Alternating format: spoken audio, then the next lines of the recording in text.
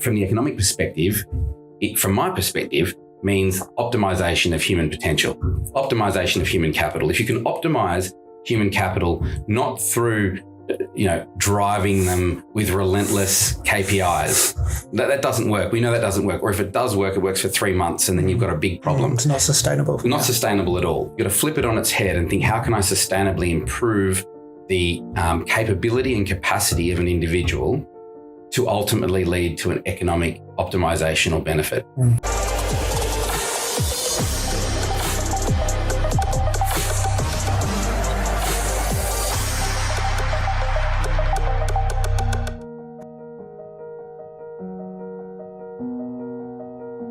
Well, hello everyone and welcome to another episode of the Finding Equilibrium show. Delighted to be here, delighted that you're here, and delighted that my guest today is Dr. Patrick Aouad. And as you can see, today is a special episode because we're actually here in person, and this is the first time I've actually interviewed someone in person. So Dr. Patrick is a neurologist and the founder and CEO of CU Health. So absolutely delighted to see you. So glad that you managed to find some time in, I know, a super busy schedule to actually be here. How are you today? Pleasure to be here, Lawrence. I'm good. I'm excited, actually. Great. I'm excited too. So neurologist, CEO, entrepreneur, so many hats that you're wearing. So I'd love to know, how did you get to doing what you're doing now? I've answered this question a few times, but every time I answer it, I sort of discover a bit more about how I got here, because you kind of just deal with what's in front of you, and reflecting is not something I've had that much time to do yet. But my, journey to this point has been really eventful in that I started out as a kid very interested in, I think, lots of things, creative stuff. I was always interested in, imagination, books, used to read fantasy novels, all sorts of things. Then got interested in science more, the universe, physics. I've just always been genuinely curious, I guess. And then as time went on, I sort of wanted to combine my interest of science and also my curiosity with people into something, and medicine made a lot of sense.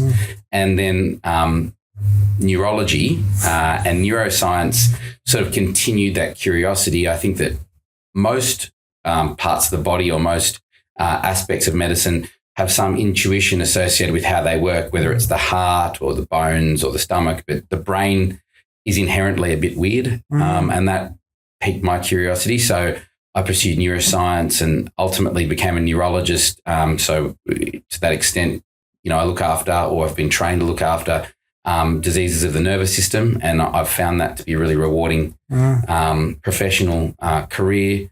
And then over time, I think that my natural curiosity and interest in other areas of life and other industry sectors meant that I sought opportunities to combine different skill sets, I guess, that I have.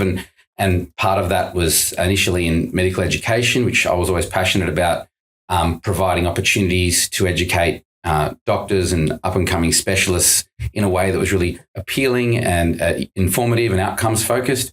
And then it moved on to models of care. So one of the things I noticed looking after patients one-on-one is, you could do so much for them, but then the system itself, which is, I think, an analogy to organizations generally, you can do a lot one-on-one with people, but the organizations and the structures make a huge impact on the outcomes you can achieve. So my next step was to think, how can I contribute to broader outcomes and structural changes in healthcare?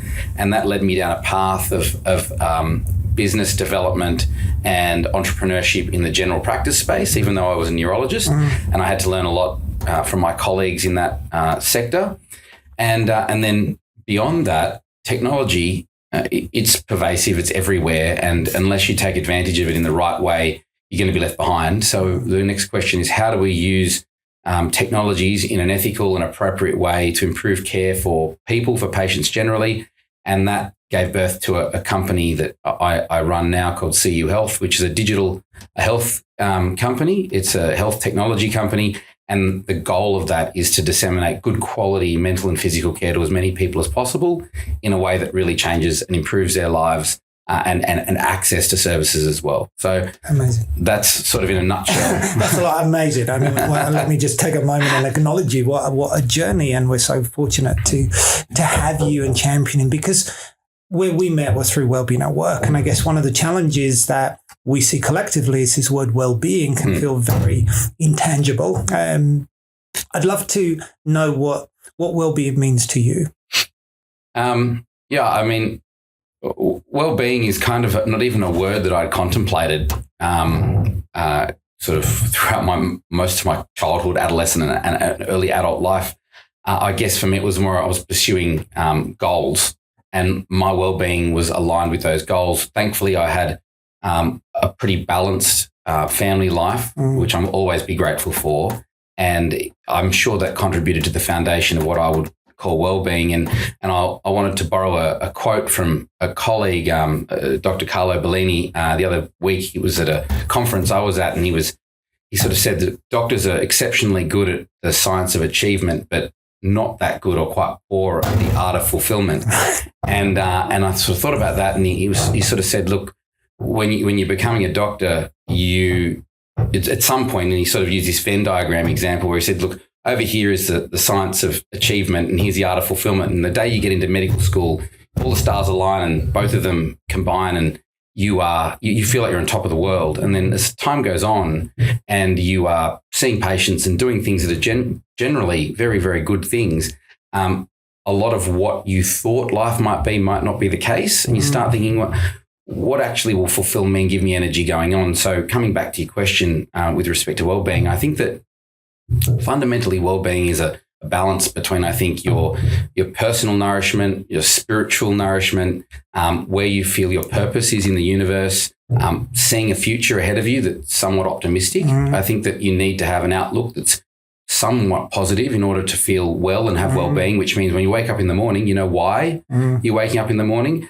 I think that there's an inherent wish for most people to reach their potential, whatever that means.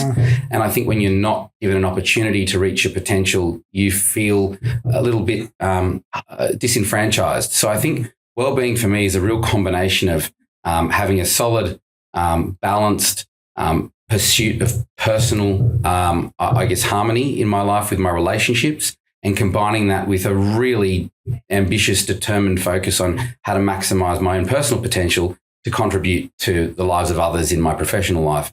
And when they're in balance, I have well-being. So it's quite a tall order, but that for me is my own personal well-being. I love that. And that very much what you describe is the essence of why we call this podcast the Finding Equilibrium Show, because it's all about finding harmony. If you look at things now from an organizational lens, so we have a lot of systems or industries, you mentioned medical, that one could argue are broken in some places, and it's hard for people to thrive in those contexts. If we think about the opportunities that organizations have, because we've gone through a lot of change. When I look at the last few years, everyone's gone through change. We've gone through a pandemic. We've seen things really be turned upside down. Now well-being is emerging, but it's still not necessarily understood by CFOs, by people who are making business decisions. Yeah. But when you put that business head on, you're a businessman as well as a doctor. What do you see as the opportunities for organizations, for whole industries to be able to invest in well-being? What can that bring them? Yeah, I think this is such an important question, because all of the data and research is out there, but it's fragmented.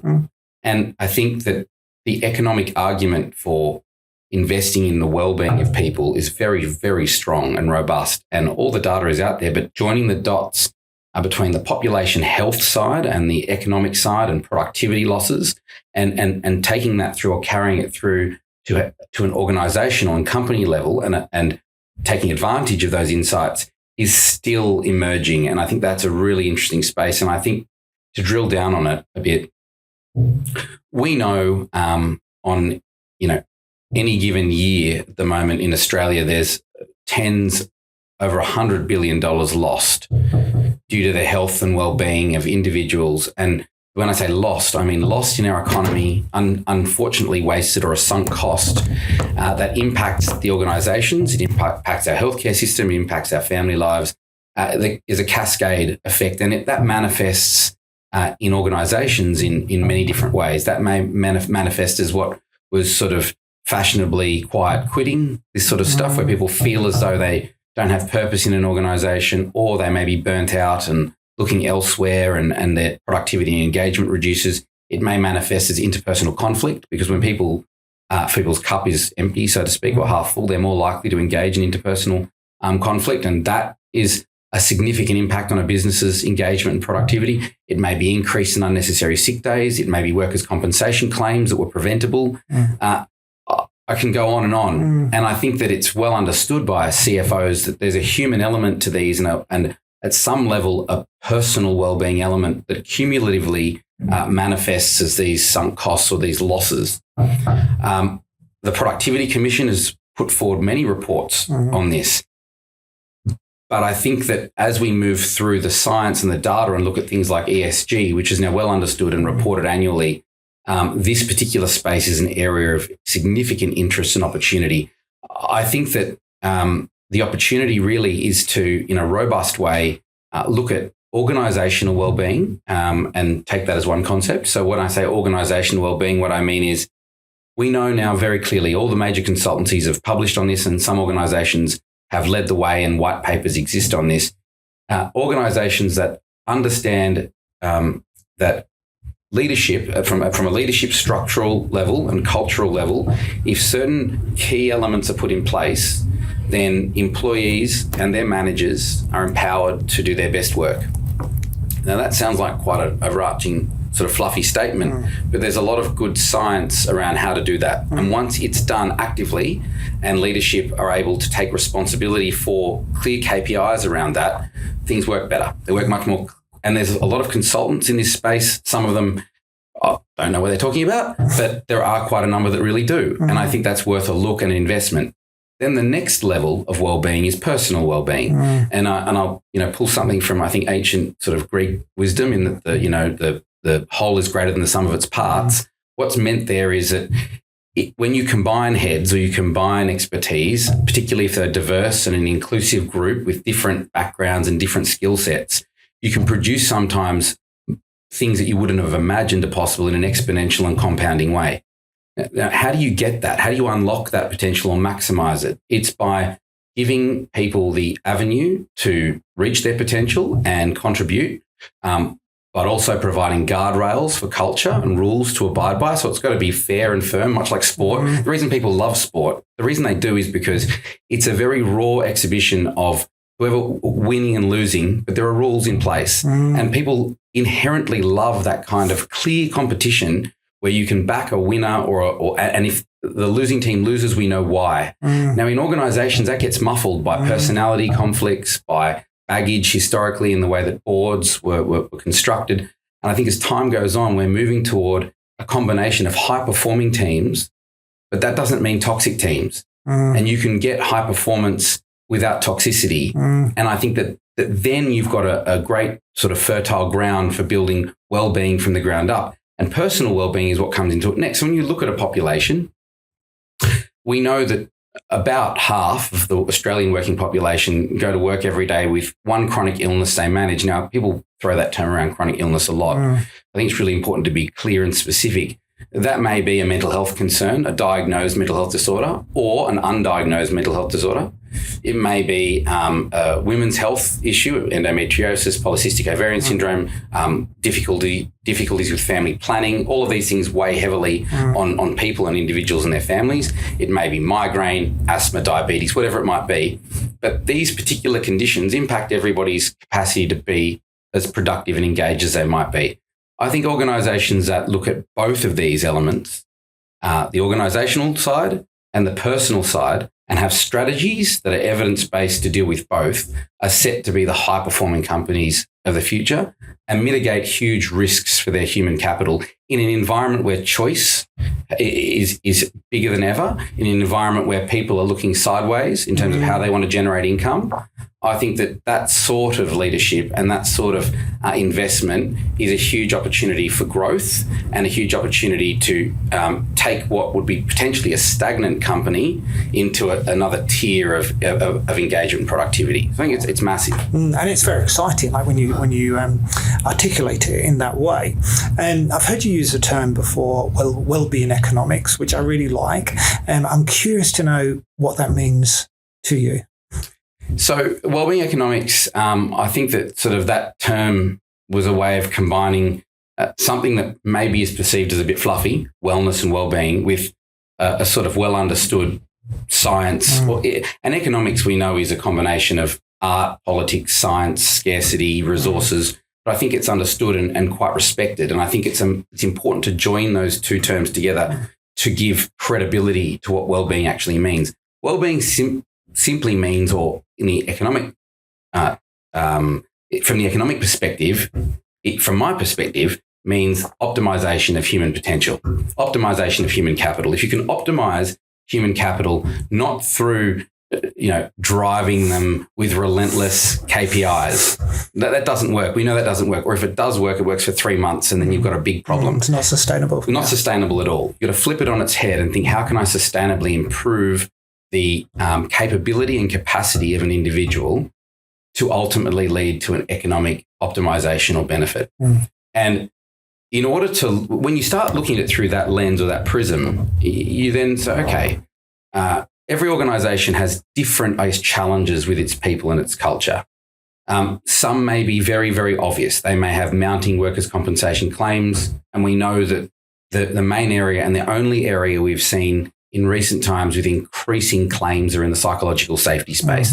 So psychosocial risk has become a very important risk to address, particularly for boards and larger companies, and there needs to be things in place in order to mitigate those risks. That's becoming a mandated obligation, but I think we've got to move beyond that, move well beyond the mandated obligation and look at how can we capitalize on and make it a win-win. People's psychological safety, being able to correlate that with economic productivity is an amazing thing because, everybody wins there. Yeah. So, and I think that the maturity around these arguments needs to evolve so that when we're looking at balance sheets and profit and loss for companies, really, and I've said this so many times, when you look at the most expensive line item for most companies, it is their people.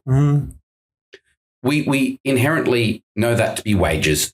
And then beyond wages, there's a package. There's some sort of employee value proposition attached to that wage. And what are we trying to do with it? We're trying to incentivize workers to remain loyal to a company and to be productive. But we're also learning that small or marginal increases in wages now no longer, and to use a corporate term, move the needle for an individual. That doesn't matter. 2, 3, 4, 5% wage increases in societies like ours now where cost of living is high, that gets absorbed straight away. And often because people are not feeling particularly empowered in the work that they're doing, they're going and spending it on other hobbies and things to find some relief or meaning elsewhere. So there's a real opportunity to look at that line item and think, how can we do better here without necessarily spending more money? But how can we do better and invest in that line in a way that adds back to the bottom line in clever, sophisticated ways that are measurable? And they look at both impact in terms of the individual's well-being in an organization and the metrics from a HR or financial perspective that matter for that organ. So it might be proactively preventing workers' compensation claims. I mean, to be completely candid, there are businesses that sort of say, look, our employees are taking more sick days than ever. Now, sick days are accounted for by the chief financial officer. It's a sunk cost. It's there. It's a mandated requirement and obligation. But these companies are saying when these sick days are occurring, we're unable to continue the good work that we do. We're unable to generate income on those days. Now, you can't and you shouldn't make people come to work when they're sick, right? But you can take measured approaches to making sure your employees are more well so that those sick days don't occur as often and people want to come to work. The only way to do that is to systematically implement strategies and tools that build buffer. And we talk about resilience. I think resilience is a bad word in a way because resilience implies that, you're going through a storm, there's, metaphorically grenades and bullets, and you've got to have this bulletproof vest. I don't think that's right. I think it's more, let's create an environment where resilience is not required as much. And let's then further empower people with the fuel, the energy, the tools, the support for their health and wellbeing needs in an organization so that they do show up more and are more engaged. And some of those things like sick days reduce and then engagement returns to the business. So you can look at many verticals and many subcategories in that area and start to make some robust economic or wellbeing economic business cases. And I really think that's where things ought to head, both for the population and the businesses. No, I completely agree, 100%. It's interesting because resilience becomes an outcome, if you like, or wellbeing becomes an outcome when I hear you speak. I want to ask you what some companies are doing in a moment, but before I ask that question, I'm curious. I know some people are going to be listening to this and they're going to be thinking, I'm a lawyer and the way our whole sector has always operated is high performance, and if you can't take it, then you do something else. It's the same, I'm sure, in medical, in many high performance industries. The view is, and I've learned this through my own life experience, that it's choice. You know, if you want a high performing job, a CEO or a CMO or a doctor, then there is a cost to pay, and that cost often is your health. And people often make that sacrifice. And later in their life, they may question whether that was a good choice or not.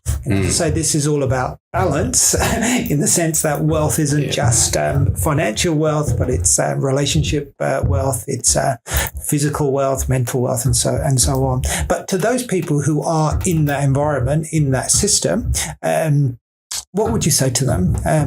How do you stick with being a lawyer or being a teacher or being any of the careers, like what we often sign up for when we're young, we do for the right reasons. You know, maybe becoming an investment banker, you're doing it for the money, but becoming a doctor, becoming a teacher, becoming a lawyer, often those motivations are not just to make money. That's definitely one of the outcomes. But what would you say to people who are in a system which perhaps is outdated and needs to be completely re-engineered, but those things take time and can feel overwhelming? Yeah, I think this is it's a really important question because, you know, people do business with people, and ultimately the decisions that people make, or the decisions that decision makers make, which are at the top of the tree, so to speak, are completely influenced by their decades of experience and the culture and the expectations they had coming through their own industries.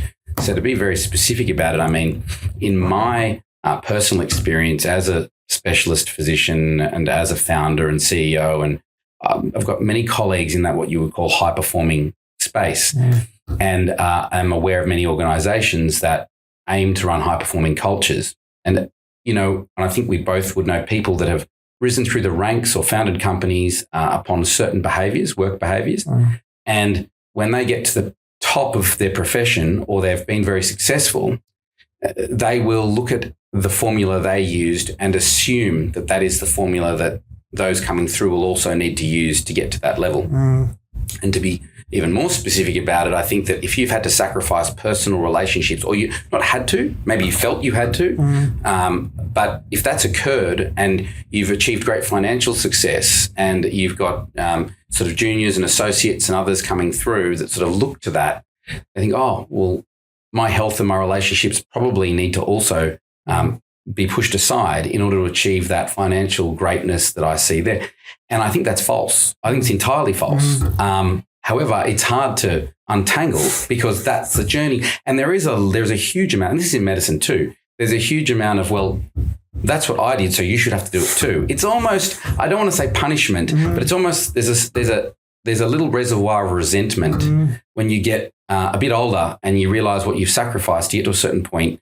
This, what I call a reservoir of resentment, sort of starts to fill over time, and that manifests as the way in which juniors and those coming through are treated, and also the way in which promotions are made, because people like to see themselves in others, and leaders will say, well, this young man or this woman is like I was, and therefore they've got what it takes, and it becomes this self-perpetuating thing. Now, it doesn't need to be like that at all. Quite to the contrary, I think that you can have very high-performing teams with far more balanced and inclusive approaches to high performance. But it does take some trailblazers to demonstrate that. And I think that when you're in environments where survival is all that matters, so I think, when you're in very hard economic times, war-torn, depression, whatever it might be, I think in those environments, survival instincts kick in and fight or flight kicks in, and some people are very good at fight, and that promotes people that have that mindset.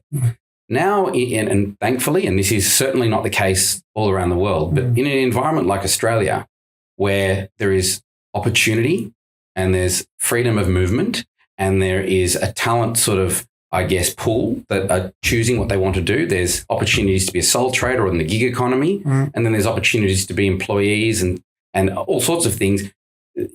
There needs to be, there is a clear need for leadership and those at the board levels and executive level to have a very hard look at the reason they have their biases and flip it on its head. I think, how can we extract the potential from people, but also provide them with a pathway that allows them to have balance as well? And it's very, very doable. And there are many examples of people like that.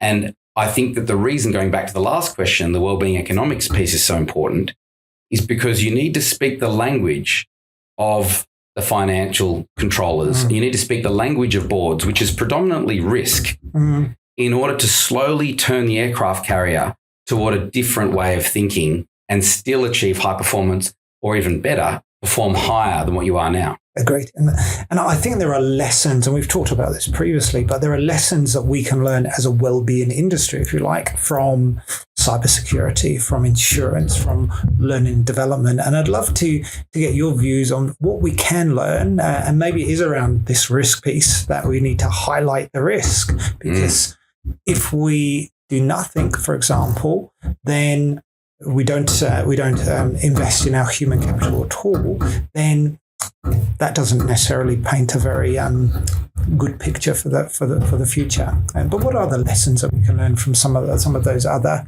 sectors? It's really I think insurance is a really interesting sector, because insurance is about risk and protection. So often you're paying a premium anticipating a rainy day. And it's very lucrative, because people make decisions based on fear quite often rather than on aspiration. They make them based on fear. And I think that that's an inherent human trait, and it needs to be understood. And you can't change that. And I think wellbeing needs to be, in part, there are many ways to view it, but I think we need to understand that logic and apply it to wellbeing. And I'll give you an example from my specific industry sector. So whilst the work that I do as CEO of CU Health relates to all industry sectors, whether they be retail, construction, professional services, whatever it might be.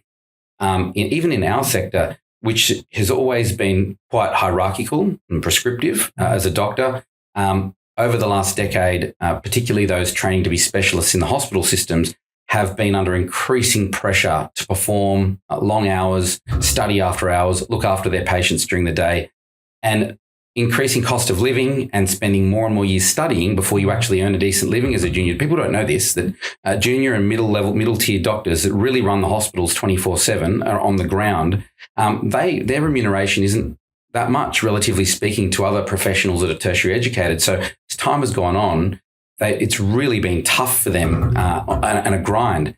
Now, that's led to, unfortunately, in different areas around Australia, burnout, suicides and other problems which have been very damaging to the culture of hospital systems and to colleagues, and sometimes very irreversible. So in that sector, which never really had an initiative or a budget for well-being for doctors, and doctors are the last people to look after themselves sometimes, there's the emergence of chief well-being officers for doctors in that space, which is a huge signal, and every year there's more reports coming through on how these initiatives are contributing to the stability of that workforce, to the psychological safety, which then what does that lead to? It leads to doctors that are caring for the population being able to focus on their role and do a good job and reduce risk for everybody. Now, that analogy is I can take that example and then shift it across if you've got employees that are increasingly burdened by their mental and physical well-being, with work schedules that are increasingly demanding in busy metropolitan environments or regional environments where access to care is low because it's regional, you end up with a mounting risk in terms of your human capital, a mounting risk in terms of your workforce's well-being. Once people get to a certain point with their well-being, it takes so much more effort to get them back to balanced. Huge. The economic cost to the business and to the population and the economy is massive. I mean, it's absolutely colossal. There isn't much in the way of prevention. And we talk about prevention a lot. It's not a very sexy word in healthcare because we think about medications and surgeries and drugs. But prevention, we know, is better than cure. And sometimes that we talk about things like how you eat and walking and taking time out, meditation, all sorts of things, mindfulness. But the time to apply those things is limited. And I think accountability and guidance and mentorship is important in those spaces, and systematically ingraining it in cultures is important so that it does happen. So coming back to the core of the question, with insurance, whether it's, workers' compensation insurance or cybersecurity insurance and data, all of these sectors have really taken off because of the fear of something going wrong in an organization, and boards definitely don't want that to go wrong, so they throw money at it, which makes sense. If we don't use the same lens to view the well-being of people, there's going to be a domino effect where across the board, 20-25% of the workforce in that at-risk population, which is huge, are going to be looking sideways for other roles where they perceive value, even if it's there or not. So then you have this huge retrenchment issue, attrition issue, recruitment cost issue, potentially workers' comp claims increasing, people leaving traditional work roles to do their own thing, side hustles, moving elsewhere out of major cities and taking on more local roles in those communities. That's a huge headache. It's a huge, huge headache. And I think that it doesn't take much, but conscious investment in well-being will mitigate those risks hugely. And I think that if it's not done proactively soon, we're going to go through a huge recalibration. And unfortunately, like in the medical system, suicides and so forth that led to the chief wellbeing officers, that's going to happen, unfortunately, in a very, damage first, fix it later scenario. And I think there's an opportunity here to finally get on top of it. But it's going to take collective effort. 100%. And you mentioned conscious decision making. And I guess what goes through my mind is we need conscious leadership who really understand this and can be flexible. We talked about this before, and I just want to bring it into the conversation now, is that often well-being is seen as a soft topic, and leaders who care about their people can be seen as soft. And what we've been discussing today, of course, is it's not soft at all. In fact, leaders who really are able to consciously make decisions about where to invest in their people are going to be the winners in the future. Certainly, that's what I believe in. If you put the person right at the center of the organization, then you become a sustainably high performing culture, which is what everyone wants. Absolutely. Okay, we've covered a lot of ground. I feel like I could ask you many, many more questions, but the last question that I ask all of my guests, and we've probably covered it, but this podcast is called the Finding Equilibrium Show, and I'd love to ask you, what does finding equilibrium mean to you personally? Oh, yeah, I think, and I want to sort of answer this question in a way that I think is as genuine as I possibly can. I think when I reflect on the happiest times of my life, and when I say happy, I don't mean that sort of like momentary joy. I mean contentment, where I feel at peace with everything. It was when I was, much younger and had fewer responsibilities and burdens in a lot of ways. And I think a lot of people will relate to that sort of sentiment. And I think for those that have experienced that sense of comfort and harmony in their life, you're almost on a journey to try and recreate that either for your own families or maybe even for yourself as life goes on.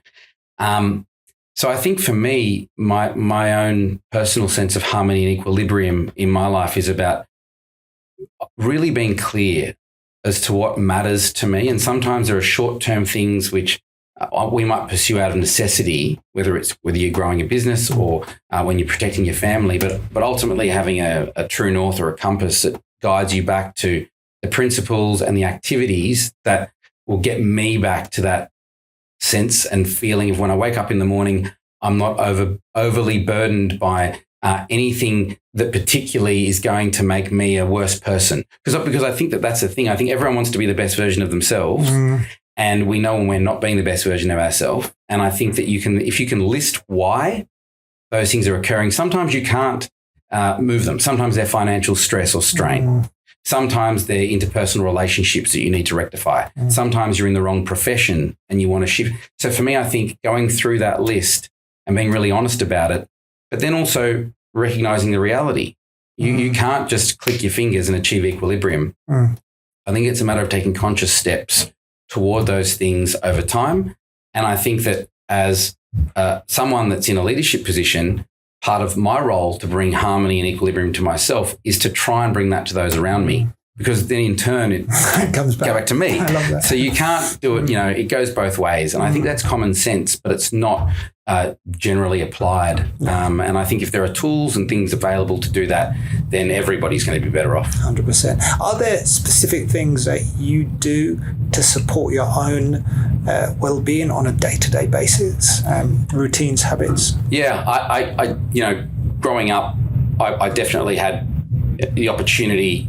You talk about scarcity of time and prioritization and triaging, I guess. And as a doctor, you're constantly triaging things in that profession. I've taken that into my business life as well. But I was did a lot of sport growing up, and I loved that. And I loved there was camaraderie associated with it, and a sense of support and teamwork. So for me, I'm not doing near as much as what I want to now with 3 young kids. But I know that being involved in that environment, and there are negative aspects to it, but finding the positive aspects to it and is a huge thing for me. But I think really routinely what I do is I try to have routine with my family.